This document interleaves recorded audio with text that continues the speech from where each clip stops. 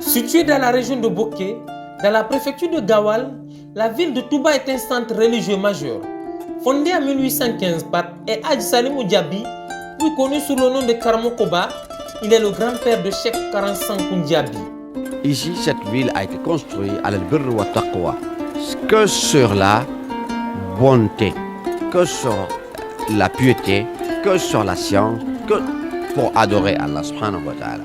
Ici, depuis que la ville a été créée, il n'y a pas eu un kafir. Qu'on peut appeler kafir à vrai sens du mot.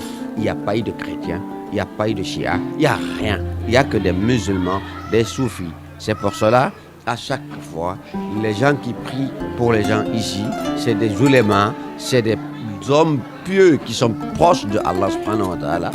Quand les moments viennent, les gens se manifestent. On est obligé. Allah nous dit,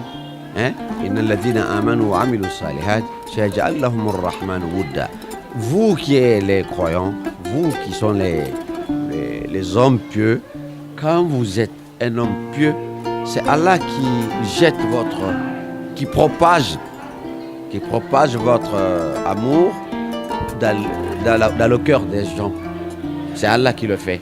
Cette année, comme chaque année, depuis 5 ans, la ville de Touba commémore le retour de Cheikh Karan Sankoun Diaby, une figure historique d'importance. Cet événement marque la reconnaissance et la célébration de l'ancien prisonnier du colon français. Le 30 mars 1911, Cheikh Karan Sankoun Diaby fut arrêté à tort dans sa ville avant d'être exilé à Port-Étienne, en Mauritanie. Libéré en 1917, il revient en Guinée, sa terre natale, avant de décéder en 1925. Ce n'est pas une fête qu'on est en train de faire, qu'on est en train de commémorer, mais nous sommes en train de faire quelque chose qui a un lien direct avec l'islam. Touba, les personnes qui ont fondé cette ville, ils l'ont fondée à al-birr wa taqwa, ce qu'on appelle ils ont fondé avec l'entente, avec la piété, avec la crainte de Dieu subhanahu wa ta'ala. Lorsque ces gens-là sont passés, et chaque année, nous commémorons le retour de ce grand savant qui a enseigné carrément, je dirais, Touba et l'Afrique. Il a enseigné l'Afrique. Donc, son retour marque une manifestation. Quelle manifestation? La reconnaissance envers Dieu. La reconnaissance envers Dieu en disant que ce que tu nous as donné, c'est immense. C'est quoi? L'immensité, c'était quoi? C'est le fait que Cheikh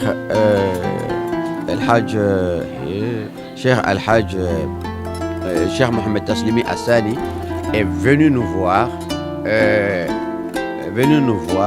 C'est pour que les gens comprennent que la vie est faite par Allah subhanahu wa ta'ala, mais c'est fait que pour qu'on puisse se donner l'importance. Vous maîtrisez quelque chose que je ne maîtrisais pas, mais celui qui donne la science donne la vie. Karamoko Sankoun est le fils de Karan Koutoubou et de Fatimata Ibrahim, appelé Ayo Diakabi.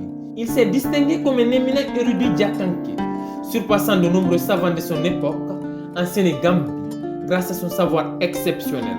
Reconnu pour sa piété et son érudition par les oulémas, Moufti et Moukadam, il était un cheikh influent de la Tariq Qadriya et surtout très respecté au Fouta.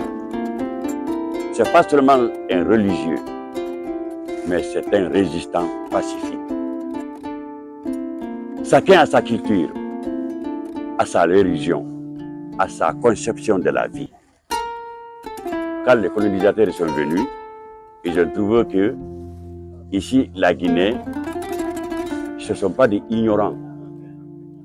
ici en Guinée, ils ont la culture, ils ont le savoir.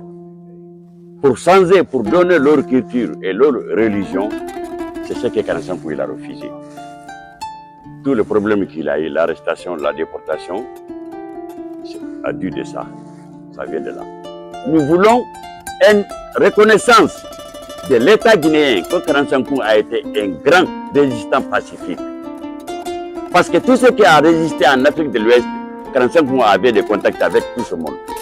C'est pourquoi il a été arrêté.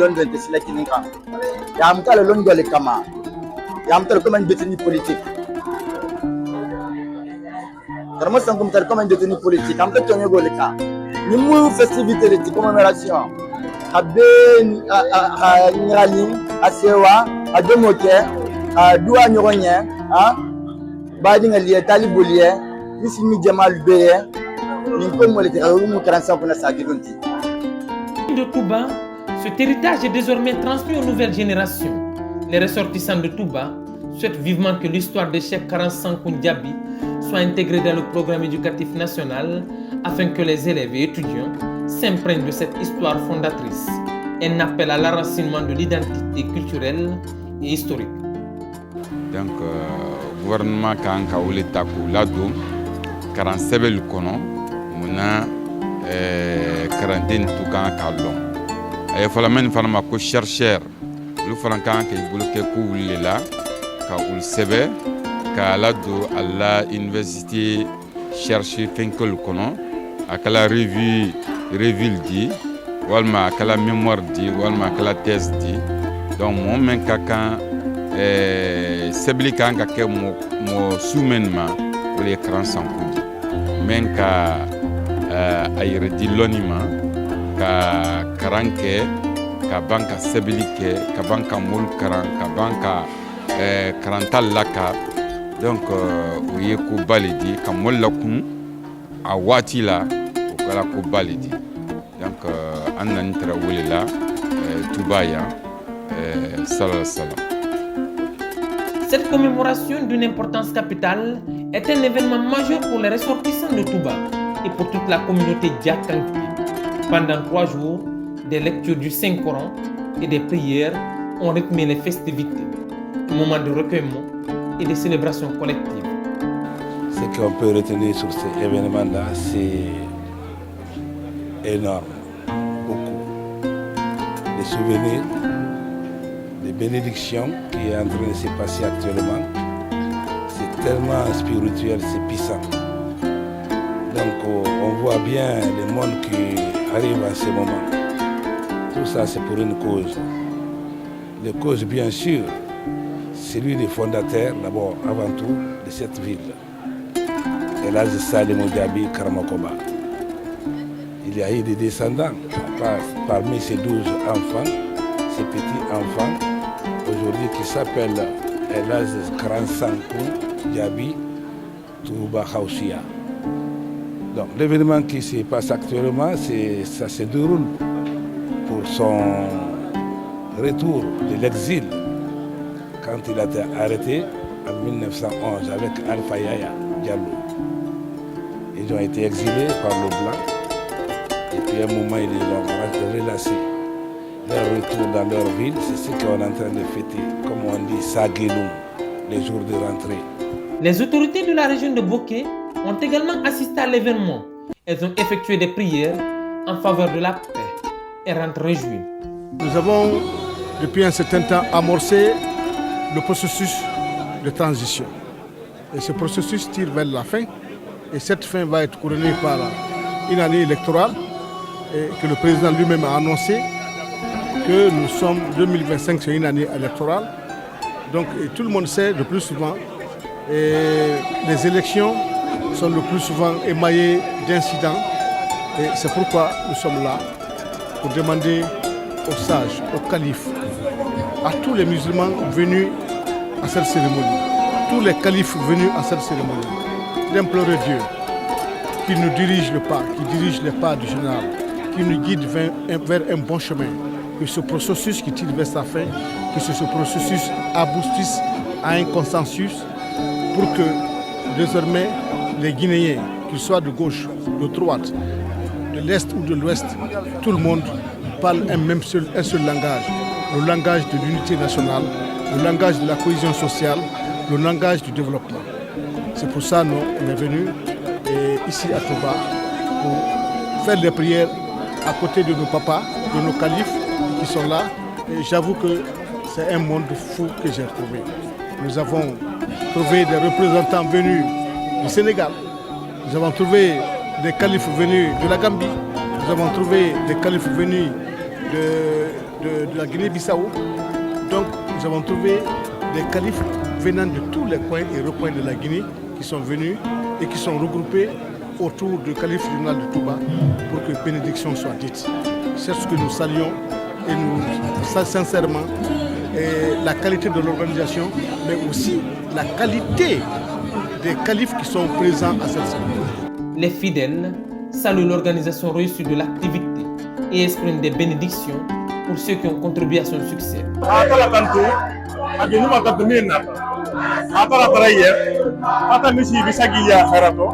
in hajore bi yang min na taja apo be min na asa kita pas hamo ja ka tuwe jay ni holna ata se betrato se be jere ko la hajore ko la ata ko hona ba ko hati se bango ta mata ta dula a mo ko min na taja ha duwa me ka ta fasa jabi a wala min karanta anne mo sike mo ma anne ke mo so ko be Moussa Kouyaté est un citoyen sénégalais venu spécialement pour la circonstance.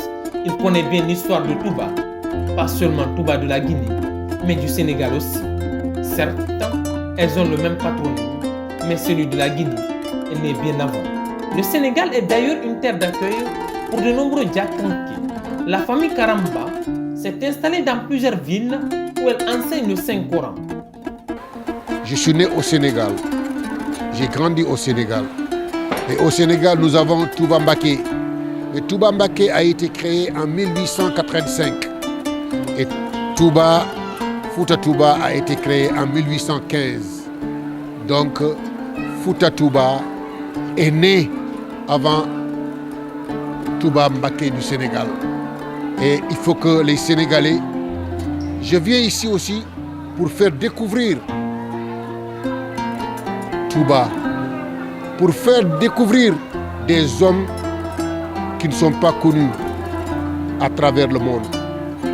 Et je ferai tout pour faire passer ces images à la télévision sénégalaise afin que les Diahanké, la famille Karamba qui vit au Sénégal, à Kandjalo, à Taslima, à Libéradj, il y a beaucoup de villes où la famille de Karamba sont installées.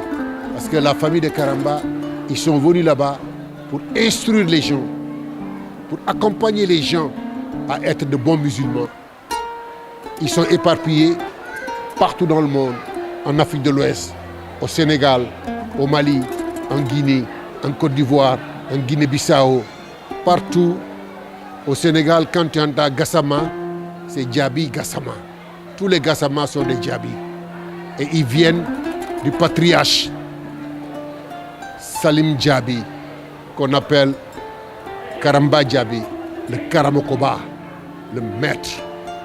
Ça, il faut venir dans cette ville pour découvrir Touba, pour découvrir l'islam. Ici, l'islam règne. Il entretient de bons rapports avec El Hadj Maïmouna Ibrahim Djabi, le calife de 45 ans, initiateur de ce Saguilon. Je souhaite à Maïmouna Brahima, qui est l'initiateur de cet événement.